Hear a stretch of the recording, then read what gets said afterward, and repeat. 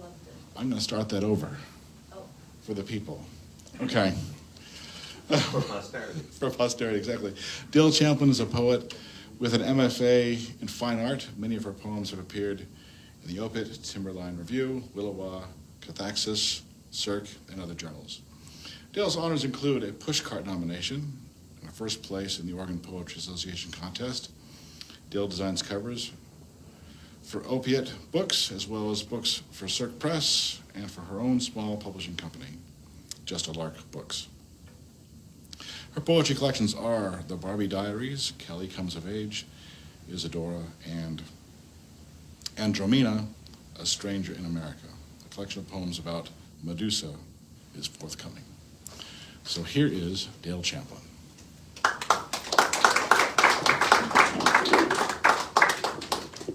I think we're about the same height. Sure. As far as this mic goes. I have books that I brought. I'm selling. I only have three different choices right now because our other reader kindly traded for one, but I'll read from each of these. And they're excellent books.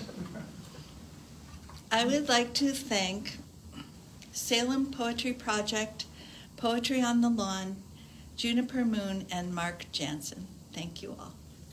And I'd like to welcome my co-reader, Thomas A. Thomas, who's also a photographer as well as a poet. Most of these poems that I'm going to read have already been published. They've been published in Willawaw, Triggerfish Critical Review, Timberline, Piff, The Poetry Box, and The Opiate, among other things. And because of you, Thomas, I scrounged around and found some nature poems to read as well. Dance in the Old Growth Forest. Hemlock, Douglas fir, and Sitka spruce stand tall and grown, dancing their rooted dance. In the canopy, pileated woodpeckers hacksaw giant crowns. Tanagers lift their wings to the topmost branches. A fawn is born, a snag falls, folding door spiders skitter. Lichens beard from limbs thick and bent as crippled legs. Mosses, dull olive to Kelly green, cushion everywhere. Saffron yellow hen of the woods flourish in cavities abandoned by raccoons, and pines sway, their arms powdering a dust of pollen on rhododendrons. The understory dances. Carpenter ants shiver through leaf rot, heart rot, and root rot, egg-laying, shifting larvae and food stores, umbrellaed by mushrooms from windstorm and snowstorm, miniature gladiators, shrews, cavalcade, gnawing on slugs 3 times their length. All is a dance of abundance, sheltered from rain, thirsting for rain, storing rain in soil-deep reservoirs, archipelagos petricos of life, from cloudburst to budburst, dance a heady quadrille, each sequence complete in itself. Green melodies interweave, waltz, polka, and ballet. This is a very old poem, and I've been writing poetry for 10 years, and this was one of my first poems. And surprisingly, it got nominated for a Pushcart. Elegy for my father. I think by now you must have forgotten our trip. As I remember it, we crossed the Atlantic. That morning you promised to swim only to the buoy. I was the solid 30-pounder gripping your throat like a lifesaver. Around us, sunlight spun waves into a gossamer net. Gulls screamed and soared as they flew inland, making harsh V's with their wings. I knew I was in way over my head. Yours too. You were swimming the Australian crawl, fighting into the current. I was clinging like a lamprey. It took us all morning to reach the Atlantic shelf. Below us, the continental slope deepened. Remember how schools of tuna flowed like traffic beneath us, their bright glints rising to the surface? As salt water dragged over your shoulders, you must have become tired. I grew heavier after that. Behind us, the coastline vanished, and under us, the abyssal plain plunged obscure and foreboding. All day you swam while I dozed off and on, my fingers clenched together. You relaxed into the breaststroke. Resting my ear between your shoulder blades, I could hear your invisible heartbeat. That was when I started to ask, how far do we still have to go? Night settled in, its thick darkness rising into vast turbulence, a cosmic ocean more immense than the one below. Perhaps it's too late for you to remember that you slept. I confessed, a small child could not keep her grip. I thought about how dead the water plunged. I saw mountains crest deep below us.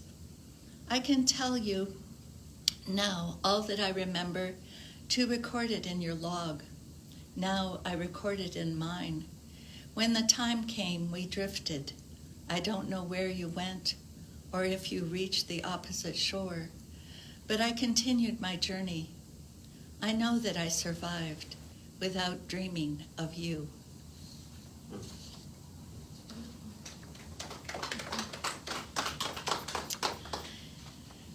And I've been writing a few kind of erotic poems. In fact, I taught a workshop, an erotic poetry workshop at the last convention, and it was a lot of fun. And people wrote a lot of good poetry in my group. We are so hot we burned down the barn. We'd scattered wildflower seeds in the meadow, hope for beauty, gold for California poppies, blue wishes for larkspurs, milkweed fluff for monarch return. In the barn loft, we are blissfully exhausted. Out the hay door, dusk takes on an amber hue. A half moon casts dappled light through sycamore leaves. Evening wind picks up, sharp and cold. I've never seen such a clear sky. Swifts dart and loop, bats forage. From the pasture, a cow moos long and low, a comfort to her calf. In nearby eaves, a heart dish face exhales bright shrieks and takes flight on silent wings. On the wide plank floor, an archtop embossed trunk filled with sheet music resides beside a clutter of broken harnesses. A pitchfork embeds a hay bale. My great-grandfather's Civil War uniform hangs from a rafter. We toss our blanket onto a billow of straw. Shirt pulled over your head, your lean torso gleams silvery. I clutch you in my freckled arms and hold on tight. Lank hair clings to your sweaty forehead. Our chapped lips grow ruddy in half-light. Kisses, at first a smolder, ignite. Your fingers, blunt and beautiful, struggle to unzip my jeans. Our nudity blushes. I'm in love with the poetry of your flesh. At your touch, my body sparks. Flecks of chaff fizz, air smolders in sympathy, flames blossom. Within the confines of the trunk, music blisters. Page after brittle page curls and softly crumbles to ash. Tracing a memory, birds head home to roost. We twist, you over me over you. Flames consume the walls, the roof. The charred ladder offers no escape. It is the time of year for burning.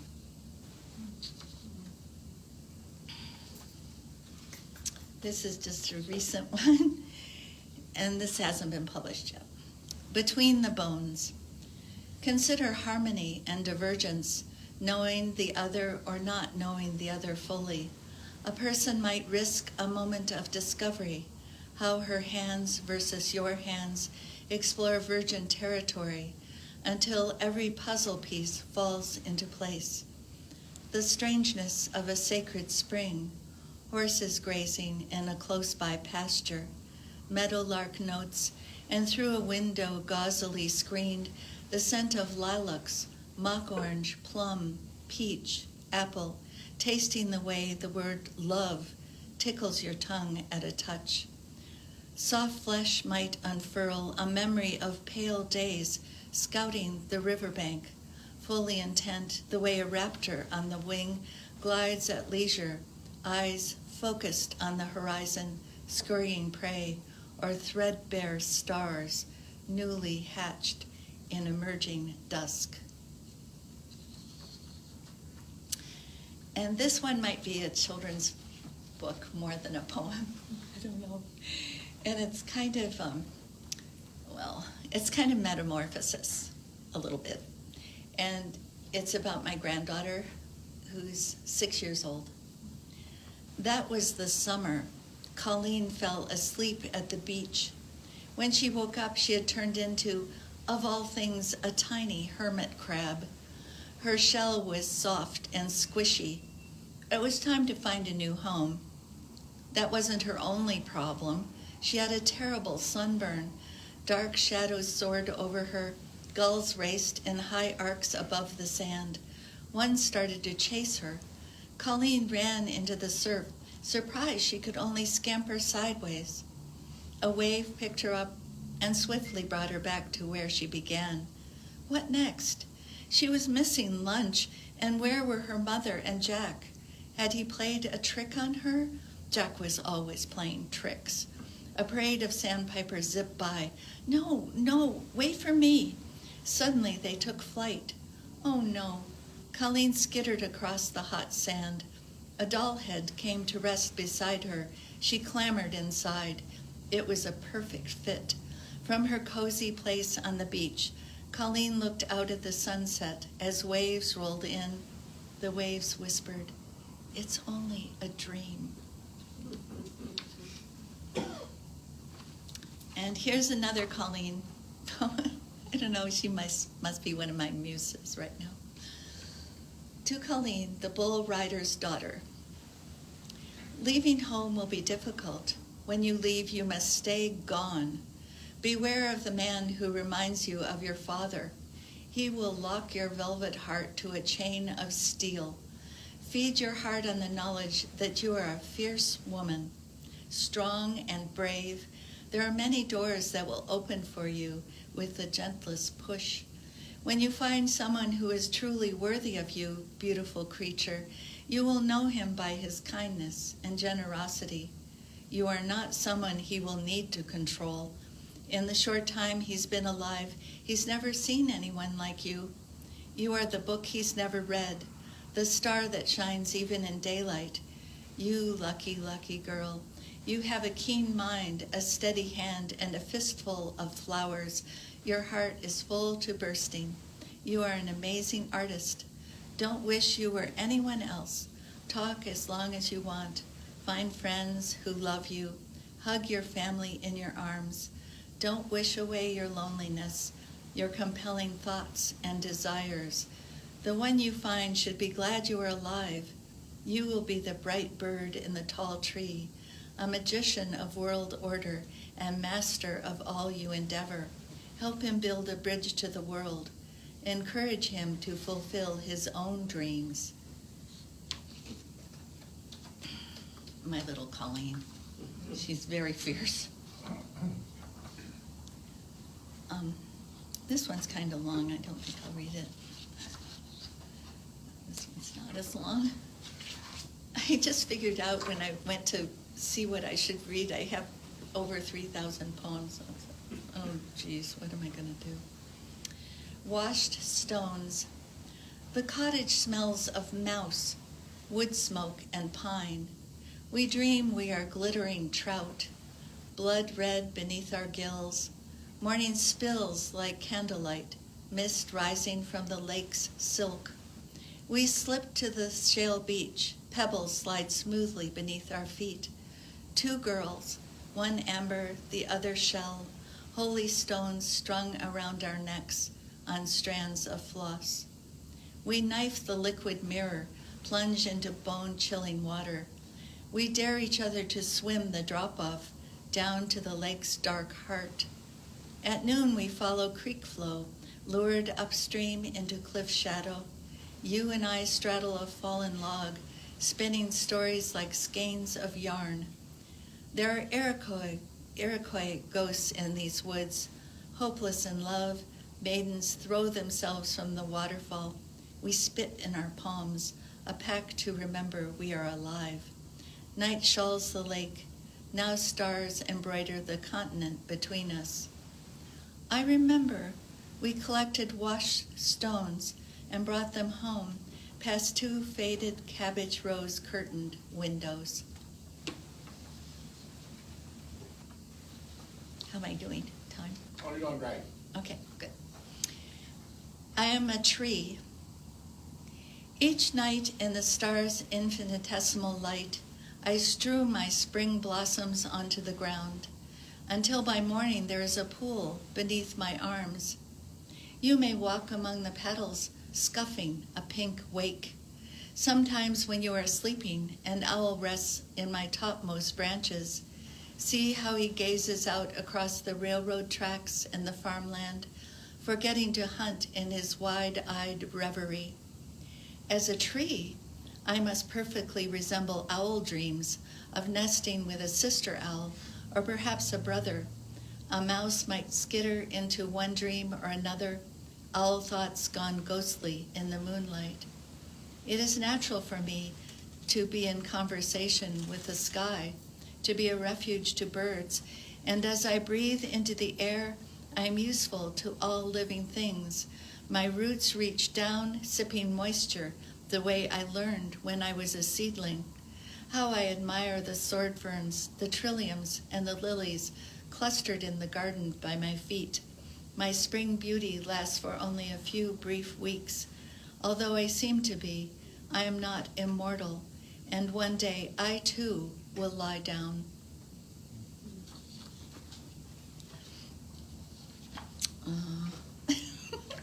What else?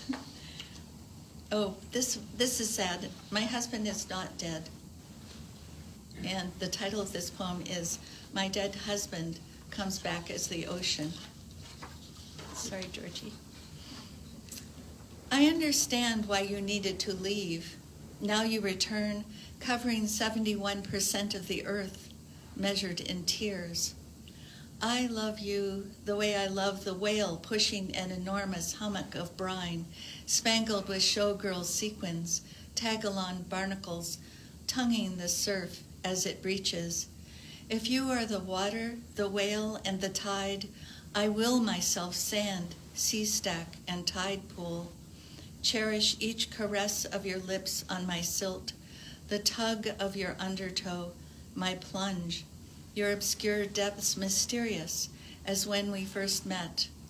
I am the kelp forest, the prayer of safe harbor, the beachcomber, and when the full moon casts a silvery shimmer on your midnight waves, I will spill into you, numb and dumb, innocent as a shiver of eels or a bed of oysters.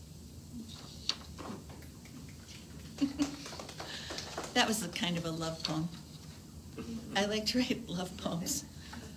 Don't ask me why.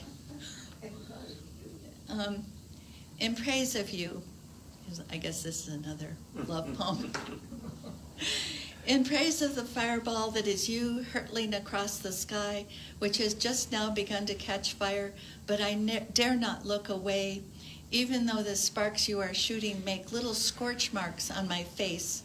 You are some kind of angel, but not heartless after all, not tonight, although I might scream like an amusement park screams, spill and split like stars darting out of your path, the way your blues have taken off my clothes and wood smell after dark, the way owls carry off a meal in that soundless way only feathers can carry, or fission and fusion huddle in a field of violets, and hamsters do it doggy style. I want to spend you like a Rockefeller, the same way bourbon neat goes down burning, and streetlights blur through my lashes when I squinch my eyes, almost, but not quite shut, and there might be a tear or two caught between the lashes. Come morning, mist is on the loose, and you blow my fuse because everyone knows the toaster and microwave can't be on at the same time. My heart might flutter like a bird, but it still looks like a giant strawberry on my MRI. Even now goosebumps rise to the surface of my skin, and outside snow wheels and eddies, cherry trees blossom in the middle of winter, and by spring, green pushes its way into daylight. You want to hear about zombies? Or what was Zombie love? Not a love poem. I'll read you the zombies. Shopping with zombies. We bump into doors, we trip on escalators. Only walking forward, we pile up 20 deep at checkout. Hooked on the rounders, we circulate, clothing and cords ensnaring our feet. We lose our shoes, a few fingers, a heel. We fall into shopping carts, distracted by mannequins. We chomp the plaster. Without escape, we bump and bump into glass walls again and again. A revolving door stumps us. Incapacitated by stares, we stare into the distance, unseeing, unfeeling, hunger our motivation. We head to the food court. The servers have been eaten. We are starving. Onward we plod, salivating and ravenous. That's what happens when you're a zombie. Should I read one Barbie? Writing weird. Since you left, I've been writing weird. In my effort not to crawl back, I starved myself to a whisker moon. Alone in lostness with my new Barbie body, I teeter across the 4-lane in 6-inch stilettos without a blink of my swimming pool blue eyes. All 4 lanes screech to a stop. It must be that my waist-length bleach blonde tresses blind those attention-starved drivers. I remember our camping trip to Reno in my bubblegum pink convertible camper with its cabana awning and fold-up recliners. We called Route 66 a river, squatted in the motel, and swilled dry martinis. We didn't care if the beer nuts were stale. We'd cashed in our chips, sold our condo in Malibu, and put the twins in foster care. Where are you, Ken? I miss your square jaw. I'll end with that Barbie. Okay. Barbie was cool. Yeah, Barbie's cool. This is Barbie. This is awesome. This is an awesome book. This is Callie. Callie's a cowgirl. Did you finish Callie? Tonight? Should I read one, Oh, yeah. Callie? You should read a Callie, yeah. Oh my gosh, Callie. Well, Doug Stone, one of the nicest thing anyone ever said about Callie was he was at the Barbie movie and he kept thinking, I wish this were the Callie movie. So I go, oh, thanks, Doug. Doug Stone went to the Barbie movie? Yeah, he went to the Barbie movie and he wished it was Callie. I would expect another Kelly movie. Yeah, we got to do a Callie. Bewildering traces. The feeling she used to get when she was around him, the same as a horse muzzle eating oats from the cup of her hand. She remembered his eyes had a certain look, winter sun glinting off the frozen pond, still surface protecting depths underneath. He taught her mountain ways, riding together through juniper gullies, soft shale crunching under their horses' hooves. Even now his flannel shirt, the color of red rocks and sage, hung on a hook in her closet. Sometimes after a long day, she'd wrap its warmth around her and imagine it was his arm, snug across her bony 12-year-old shoulders. "Atta girl, Callie," he told her when she dug a post hole just right. "Atta girl, Callie, when she brought home straight A's on her report card. The night he died, she held his rough hand and wondered how she would survive with him gone. Callie, he reckoned, you are my flint and the spark.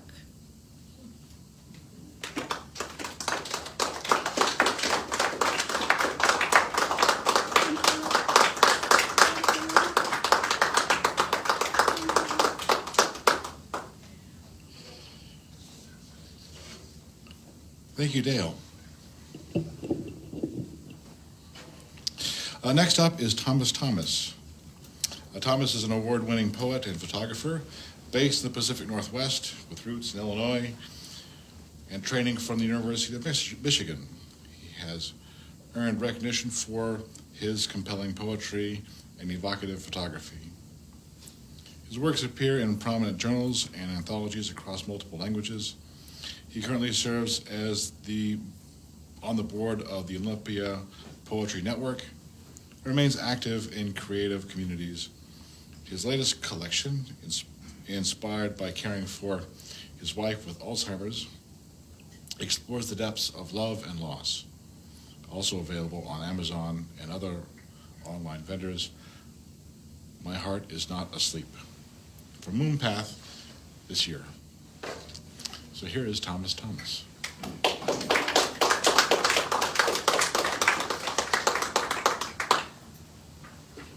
Thank you.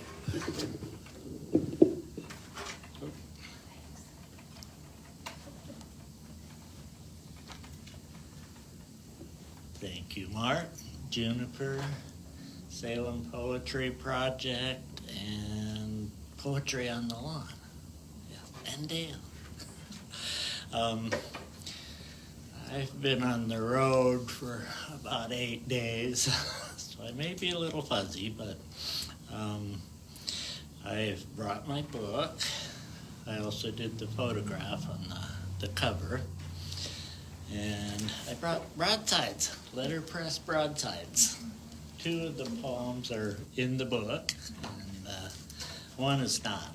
I think I may get time to read that. You said 20 minutes? Right, Yeah, we'll see. So this really covers the arc of about 22 years of meeting my wife, falling in love with her, and then gradually losing her to early onset Alzheimer's. So she was very healthy, brilliant, a PhD candidate in education. When in her 50s, she began to be struck by the symptoms of Alzheimer's. And because of the way she was, it took a long time to get diagnosed. I mean, you don't think a PhD candidate who's teaching sociology at the community college and, playing tennis and hiking and having a good life is a candidate for that kind of diagnosis. But so there's falling in love, there's the onset, there's surviving, there's thriving, there's getting here. So my heart is not asleep. I think I'll start with love awakening. I wake warm and tangled with you under our tousled covers, come aware of your breathing like slow waves sinking into sand over and over. I open my eyes to the pre-dawn wonder of you, then close them, listening to my own breathing, entwining with yours. From outside our window, a third sighing curls into my ears. There is now here your small breath, my small breath, and the great breath.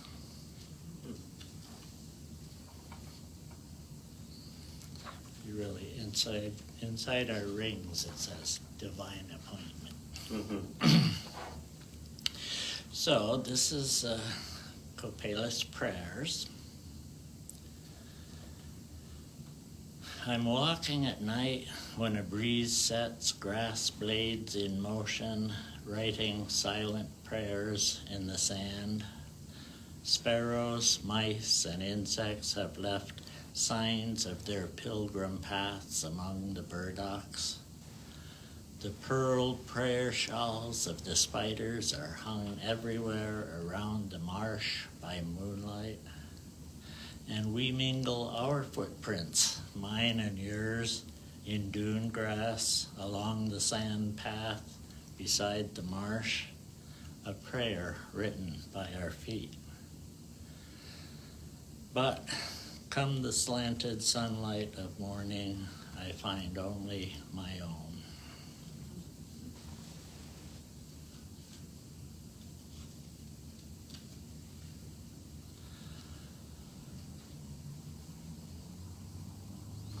Also, this is the onset. Because the words turn to broken glass on my tongue and make of my voice a rusty hinge, I write them here. Dread darkness grows behind beloved blue eyes, under her temple bones, beneath a forehead I still kiss, where my nostrils seek warmth and remembered solace. I know, everything loved is to be lost and scattered, and yet the daily lesson drums in the blood beneath my skin, repeats knots of sorrow down my bowel. My beloved disappears day upon night, untethered in time, leaving language behind. And yes, because her words are being lost, I write these here.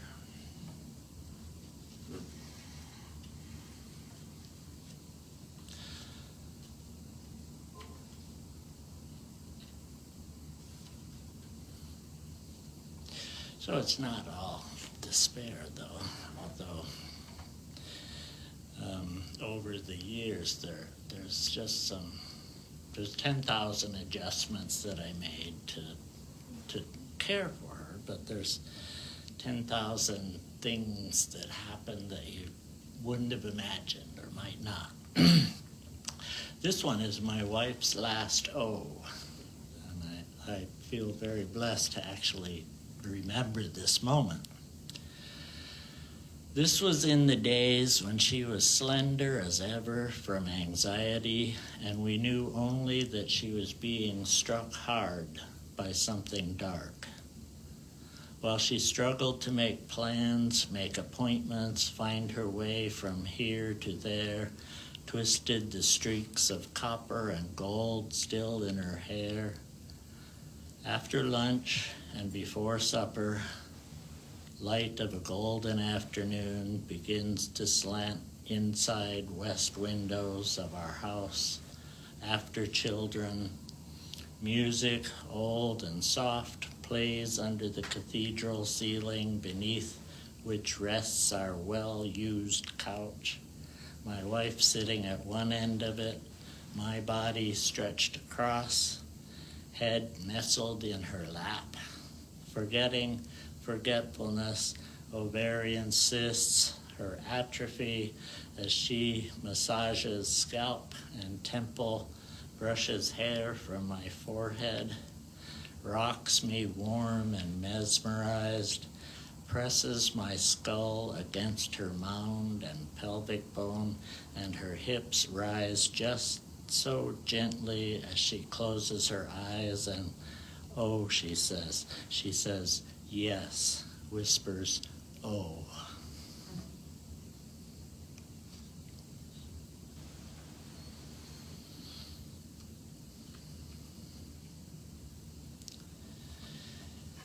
Evidence for the soul in Alzheimer's patients.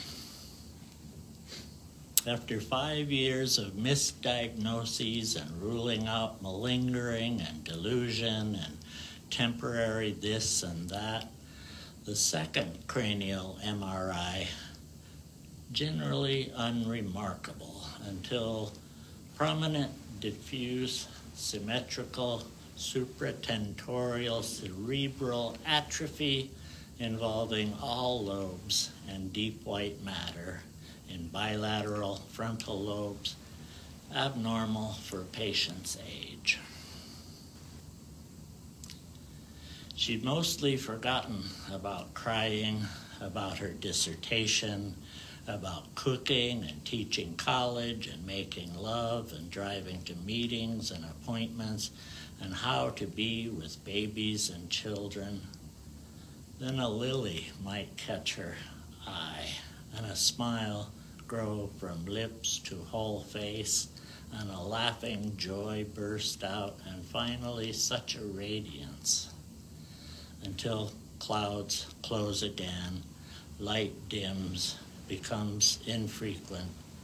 She burns the soup, fears neighbors on the sidewalk, thinks I stole my car from gangsters who want to cut my head off and leave it in our bed. The dental hygienist asks, "How long have you two been married?" Says she sees the light between us.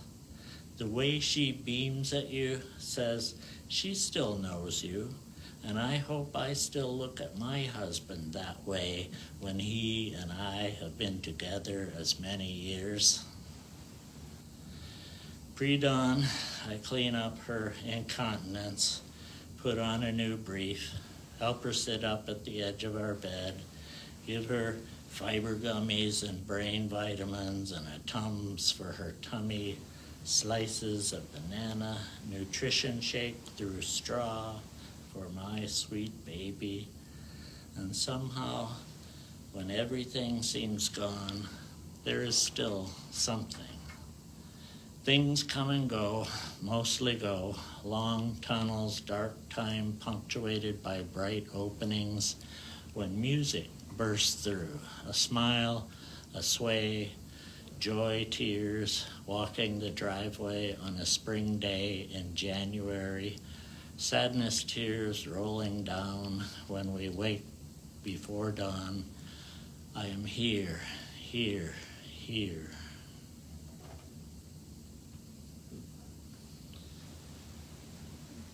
So there's, every time you think you have a grip on it, you know, it changes, it moves. But it's nature and art and love. Photography, I call my sub-second poems. And it's about an anniversary for one of these broadsides, but it's also in the book here, and it was a Pushcart nominee also. It's called In a Time. There are times when I feel trapped in time, and this is one of those times, the year 2020, a time in the impossible future I expected not to be alive to see.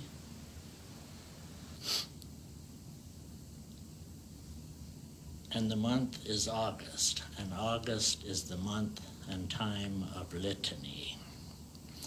It is the month of my one wedding, the month of gaining a son who could have been 31. It is the month of our first walk along the salt shore together and of my beloved's first illness, harbinger of worse to come. Month of our lost mortgage, of bankruptcy, August of learning my only brother had renal cell carcinoma, would follow my father to that hard darkness so soon. The month of disability determination, August of a diagnosis at last, terribly final as it is.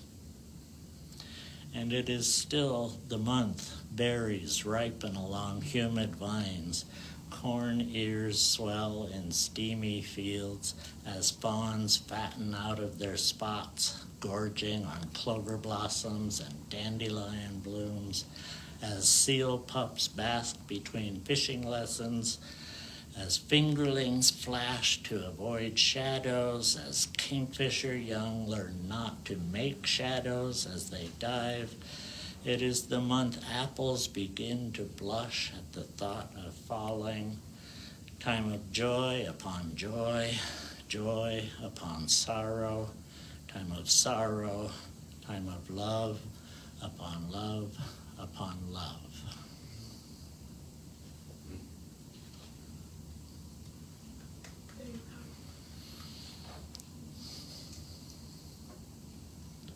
A few more? Keep going.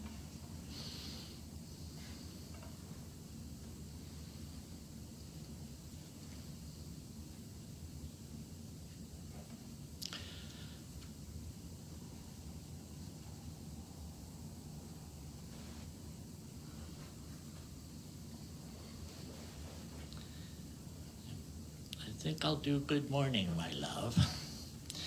One of the transitions was when, after 11 years and COVID coming in and not being able to get services at home and so forth, I had to, give her care unto strangers. And this is Good Morning, My Love. You try to say this as if it were not the last time. Here's your glasses as you slip them onto her nose, again, as if. Then you have her sitting, yes, on the edge of the bed, knowing, and brush her hair long and slowly back of her shoulders. And when her eyes close, you touch her lips with a strawberry, which is this one and only moment, all and everything we know.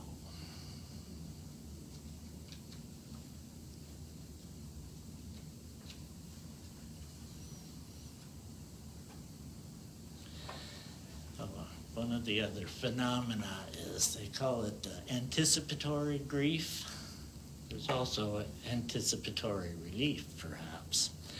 When I left her there, it seemed over, and I thought I should fly straight up in pure shirtless joy along the foamy lace of summer's beach as waves danced the shore, me leaping and dancing on frothing light. But a silence comes, and grief, like a shriek, like a rush of feathers, like talons sinking through my skin to bone and muscle, strikes me to stillness, to stare at those same surges of ocean light, past which I might swim out to darkness.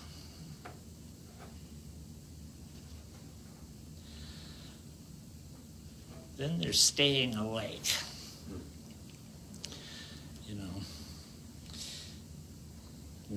Not quitting, not giving up, not failing to be present. So this is called Instead of God, and it is one of the broadsides also.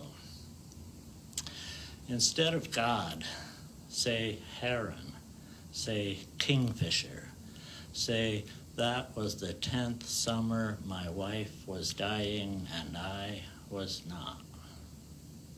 Instead of God, say a name like Anne or Grace or Joy. Say the one who broke me open in a new way this wholly unexpected time. Instead of God, say love let joy in the side door, and she sits in the kitchen now in the warmth of fresh bread and cinnamon and honey. Instead of God, say only desire, want, say pomegranate, poplar tree, say stay, say please, say thank you, say love again, dark and light and forever.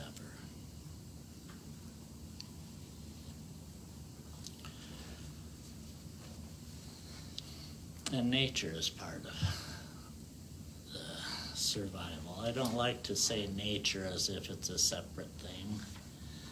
Maybe it's the more than human world. But this is called My Returning, after Laura Tohi. I've been in this other story for a very long time. A story mostly written by others, mostly because I let them, though that does not mean the story lacked meaning or lacked sweetness or bitterness or even deep love. Wait, listen. I only mean that it is passing into the past. Even the future is passing away. The people of that story have gone, are going, whether they have walked away or been scattered in the cornfields along the river or in the river itself or on the mountain snows or the winds of dry canyons. I am returning to this place someone calls now and some other calls the body. And maybe it is these and something else too. A flower at the highest blossoming in the moment she turns toward death. I am not separate. I am not apart.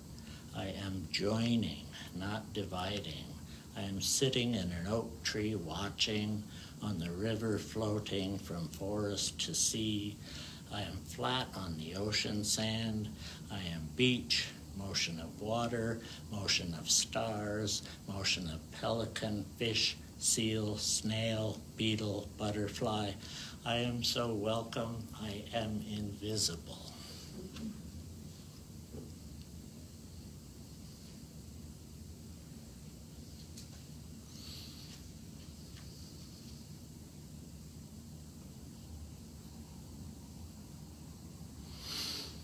Okay, kayak reverie. I'm blessed to live near the bottom of the Puget Sound, and across the street is a cove where I can park my kayak and I could get out. Well, daycare was there at home. So this is called Kayak Reverie, and it was, it was published in Gyroscope Review. The sun is not yet high, but the cirrus are, as I slice Salish salt water, pull a paddle to push my kayak into wind and rising tide, as sunlight flows upon my skin, silvers fish in midair, where an osprey wheels around sundogs and crows, and seagull calls mingle with whistles and caws.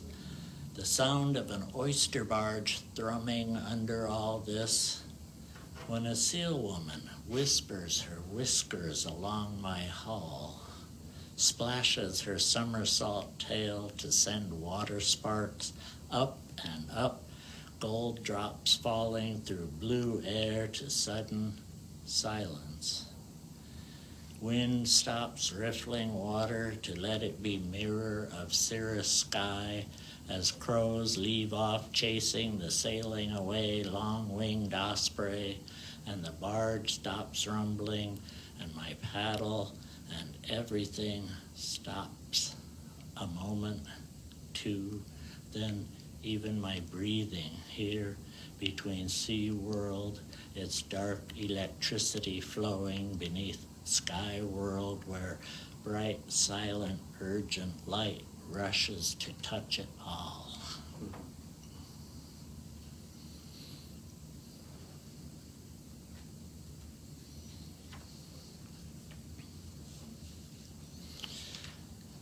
And yeah.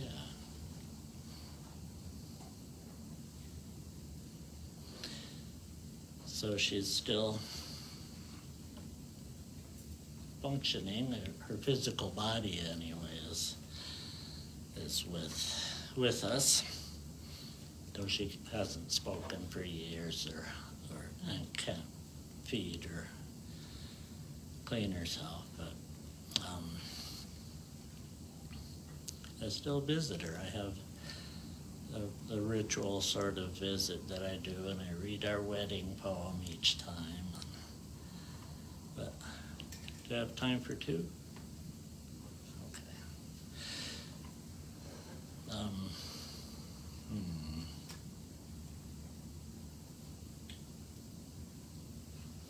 Okay, here's a dream.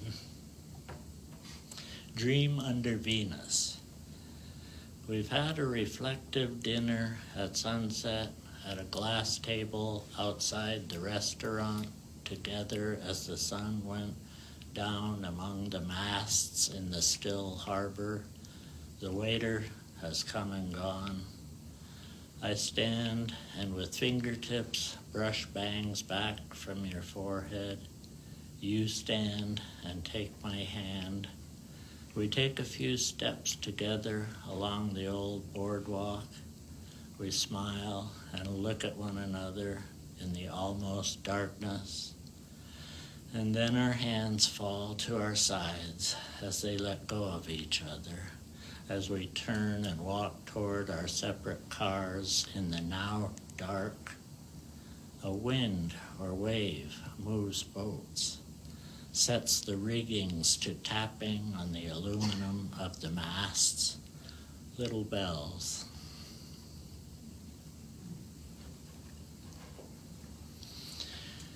And I guess the last one in the book is a short one called Tides. She opens her blue-green eyes, and I feel the sea tug at my ribs, though she remains in the little boat of her hospital bed. Thank you.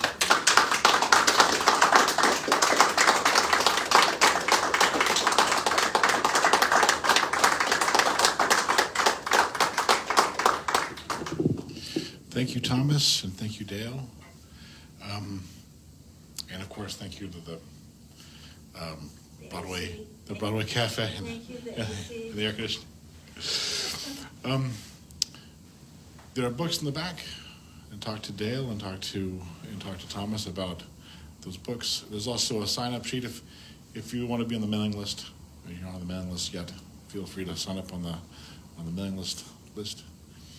And not this Thursday, but next Thursday we'll be back again with Steve Penner. So thanks for coming. We'll see you all next time. Thank you, Mark.